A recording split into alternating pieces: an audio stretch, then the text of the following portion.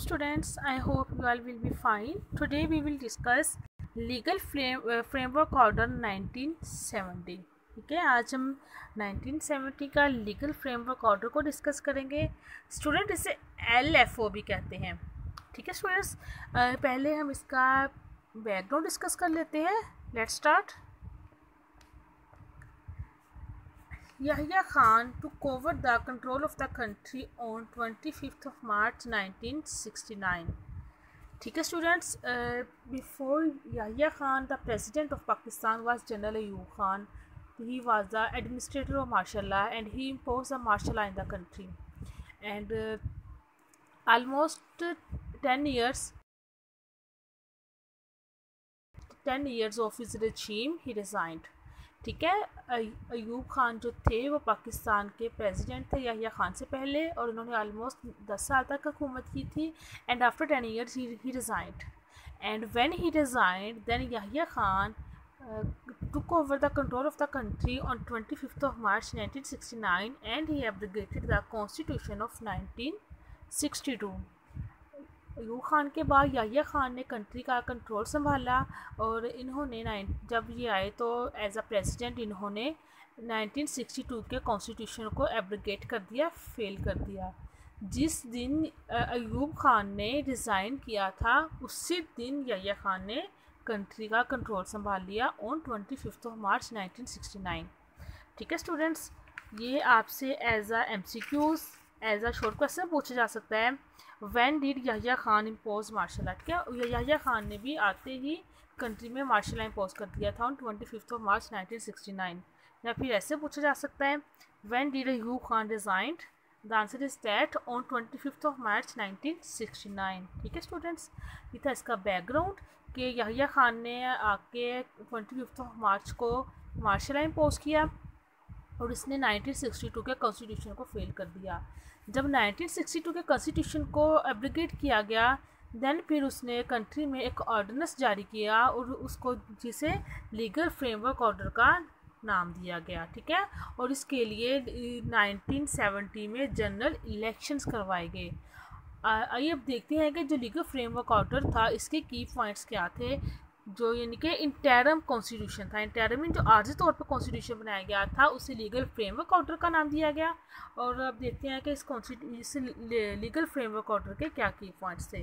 First one is that 1 unit was eliminated from west Pakistan and all 4 province restored. ठीक है, कि waste Pakistan से एक यूनिट को एलिमिनेट कर दिया गया, एक यूनिट को ख़त्म कर दिया गया एंड और चारों सूबे एंड 4 प्रोविंसेस जो कि बाकी चारों सूबे थे उन्हें रिस्टोर किया गया, उन्हें बहाल किया गया। The people were given the rights to vote directly 21 years of age for voting was fixed. ठीक है, लोगों को वोटिंग का हक दिया गया कि अब जो भी हम अपना पॉलिटिकल लीडर हम डिसाइड करेंगे वो वोटिंग के ज़रिए करेंगे, इसके बगैर नहीं होगा। जो भी अवाम का डिसीजन होगा उसी के अकॉर्डिंग हमारा लीडर सेलेक्ट होगा।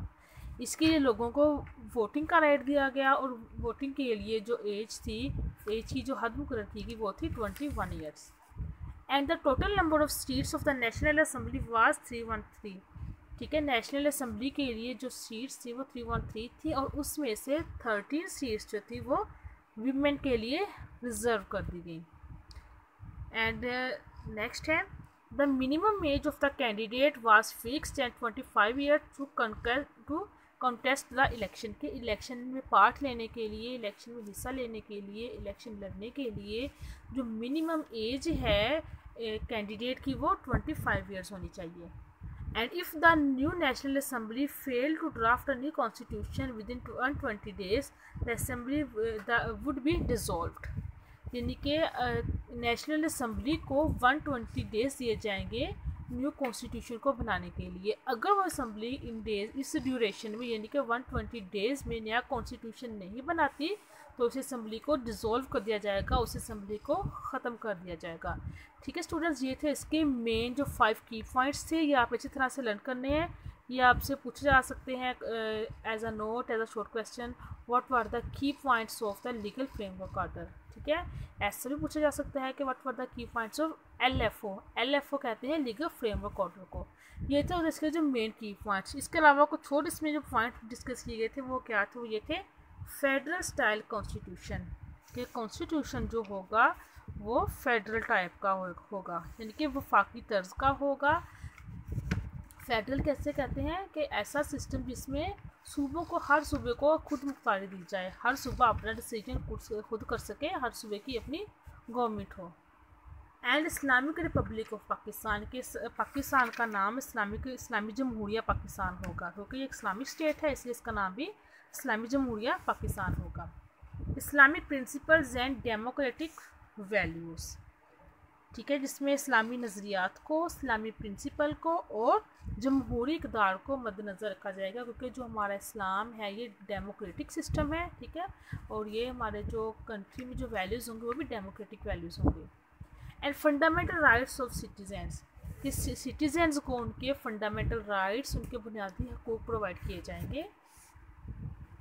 एंड फ्रीडम ऑफ जुडिशरी, यानी कि जो जज होगा वो फ्री होगा, वो खुद डिसीजन ले सकेगा, उसके ऊपर किसी भी किस्म का प्रेशर नहीं होगा, वो आज़ादाना तौर पर कोई भी डिसीजन जो है वो आज़ादाना तौर पर कर सकेगा। And powers of the president को ये पावर दी जाएगी कि आइन को उस वक्त तक मंजूर ना करे जब तक ये जो हमने इसके 5 की पॉइंट्स पढ़े हैं, जब तक जो ये पॉइंट्स इस आइन का हिस्सा, यानी कि जो हमने पीछे इसके 5 की पॉइंट्स डिस्कस किए हैं, अगर ये पॉइंट्स किसी कॉन्स्टिट्यूशन का हिस्सा ना हो तो वो उस कॉन्स्टिट्यूशन को पास नहीं करेगा, ठीक है। और जो प्रेसिडेंट है उसके पास इस चीज़ का भी इख्तियार होगा कि वो आइन को चेंज कर सके, और इसको कोर्ट में कोई भी चैलेंज नहीं कर सकता। ये थी प्रेसिडेंट की पावर, कि प्रेसिडेंट के पास क्या इख्तियारात होंगे, ठीक है स्टूडेंट्स। ये था आज का हमारा टॉपिक कि लीगल फ्रेमवर्क ऑर्डर का बैकग्राउंड क्या था और इसके की पॉइंट्स क्या थे, तो ये आप अच्छी तरह से लर्न कर लेने हैं, ठीक है students. Thank you so much.